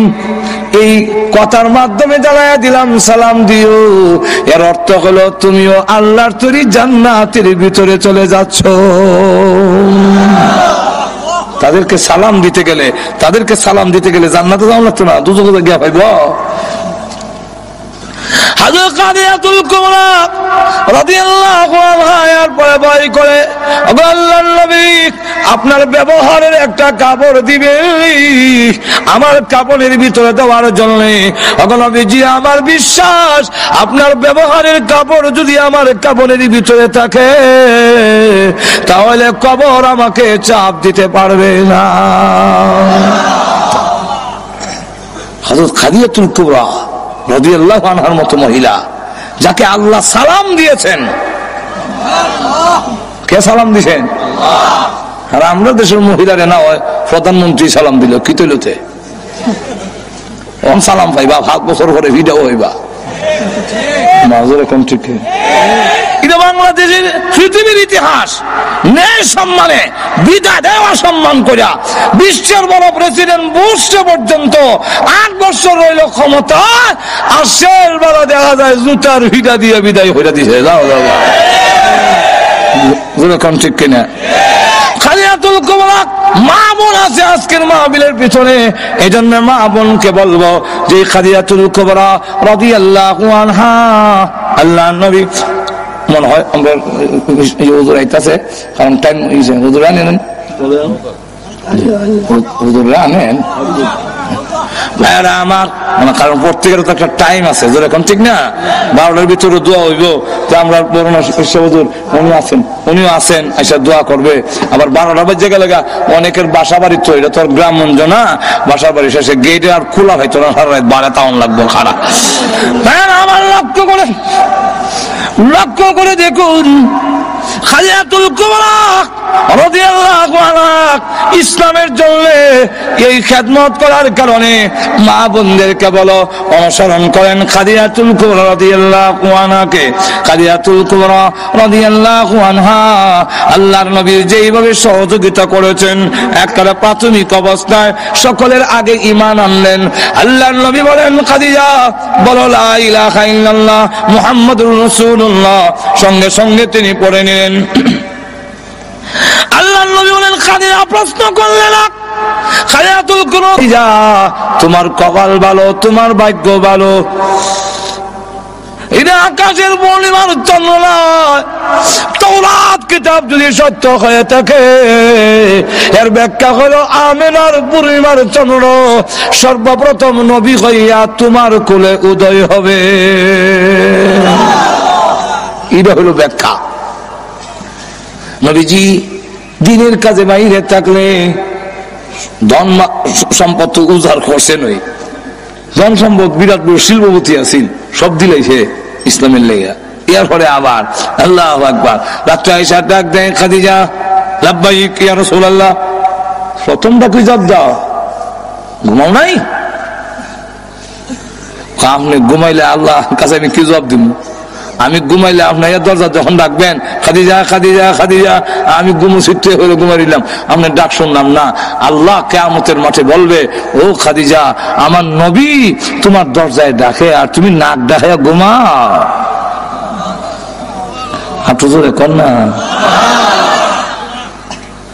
যদি ওই পথ অনুসরণ করেন, আপনার স্বামীকে যদি ঘরে আসার পরে দরজা ডাক দেওয়ার পরে বিরক্ত না হইয়া যদি খুলে দেন, সালাম বিনিময় যদি হয়, স্বামীর ঘরের হাতের মধ্যে যা আছে নিয়ে যায়, একটু গরম হইলে বাতাস দেয় পাখা দিয়া, কারেন্ট তো বাংলাদেশেও থাকই না, একটু বাতাস দিলেন বাতাস দেয়। এমনি আল্লাহর পক্ষ থেকে ঘোষণা দেওয়া হয়, ফেরেশতারা রে, এই পুরুষটা নেক আমল করে জাহাজে গিয়া, জুম্মার নামাজে গিয়া, ওয়াজ তাফসীরে গিয়া, রুজি রোজগার কইরা যা সওয়াব পাইছে, এই সম পরিমাণ সওয়াব মহিলার আমল নামায় লিখে দাও। হযরত খাদিজাতুল কুবরা রাদিয়াল্লাহু আনহা দেখেন এইভাবে করার কারণে উনাক প্লেট দিয়ে খাওয়ান লই আইতাছে নবীজির দরবারে। এমন সময় জিবরাইল রাসূলের কাছে বসা। জিবরাইল কয়, ইয়া রাসূলুল্লাহ, এই মুহূর্তে মহান আল্লাহ আপনার খাদিজাকে সালাম দিয়েছেন। একটু জোরে কর না। খাদিজাকে সালাম দিয়েছেন। শুধু সালাম না, আল্লাহ বলেছেন খাদিজার জন্য আল্লাহর তৈরি জান্নাত ওয়াজিব হয়ে গেছে। সুতরাং মা বোনরা যদি খাদিজাতুল কুবরাকে অনুসরণ করেন, তাহলে জীবনে দুনিয়া তো দামি হবে, পরকালও দামি। যেরকম ঠিক না? আর যদি তসলিমা নাসরিন রে আর উরুস মুরুস জামানের লেগে চিন্তা ধারা করেন, যেরকম ঠিক কিনা? একটা তো আছে আমাদের দেশের হাউজি বাম্পার এক্সিবিশন মেলা, আর আরেকটা হইলো উরুসের নাম দিয়া আরেক বড় ভণ্ডামির মেলা। এটা তো কি দেখা যায়, বেডা বেডি, জডা জডি, যুবক যুবতী, লাউ ডকি, গুতা গুতি, বাড়াবাড়ি, গাঞ্জার দুয়ায় কিয়ামতের অন্ধকার। আপনি জোরে কন্যা, ওইগুলোর থেকে এইগুলা না গিয়ে 5 ওয়াক্তের নামাজ পড়েন। আল্লাহ রাসূল বলেছেন, ইদা সাল্লাত খামসাহা, 5 ওয়াক্তের নামাজ আদায় করেন। সামাত শাহরাহা, রমজান মাসের রোজা রাখেন। আসরাত ফরজাহা, পর্দা করেন। ওয়া আতাত বালাহা, স্বামীর কথা মেনে চলেন। ফাল তাদখুল মিন আই আবওয়াবিল জান্নাতি শাআত, আপনি যে কোন দরজা দিয়ে ইচ্ছে, 8টা বেহেশতের প্রত্যেকটা দরজা খোলা থাকবে। যে কোন দরজা দিয়ে ইচ্ছে আল্লাহর তৈরি জান্নাতের ভিতরে প্রবেশ করতে পারবেন। আর আপনারা খালি এত মহিলারও কইলাম, হেরা করবো খালি বেড়াইতে রকম। আমরা দেশের বেড়াই নোবালা না, আর তো জোরে কন না। সারা জীবন সাহেব বউরে গোলাম বান্দিনী লাগান, দাসী বান্দির লাগান রাখতো। আমাদের করো, আমি জামাই এই সিস্টেম ইসলাম মানে না। আর তো জোরে কন না, এই সিস্টেম ইসলামের মানে না। একজন বান্ধবী এবারে থাকবেন আপনি নবাব নাসরুল্লাহ থাকবেন ইরার নাম যদি সালাম হয় তাহলে তো আমরাও কিছু কদম বসি করম দরকার বউ করবো মনে করেন 29 দিন আপনি একদিনও তো বউর ভাও ধরে কইতেন বিলাও তোমার অর্ডার ধরে যেরকম ঠিক কিনা ফির সাহেব যদি ভাও ধরায় মুড়িদ 29 দিন ফির সাহেব তো মুড়িদের একদিন এলো ধরতো কই হয়েছেন এগুলা মাজুর এখন ঠিক কিনা কই হয়েছেন এগুলা আল্লাহ নবীর কদম ধরে সালাম করেছেন কেউ কদম ধরে করেছেন এর ইতিহাস নাই ও মুসলিম শরীফে কেউ ধরে দিছিল মুহরে দিছিল কদম বুসি এটার নাম কদম বুসি আর আমরা এটার নাম আত বুসি আত বুসি আত বুসি দাম সুমনা বুসত সুমা দাও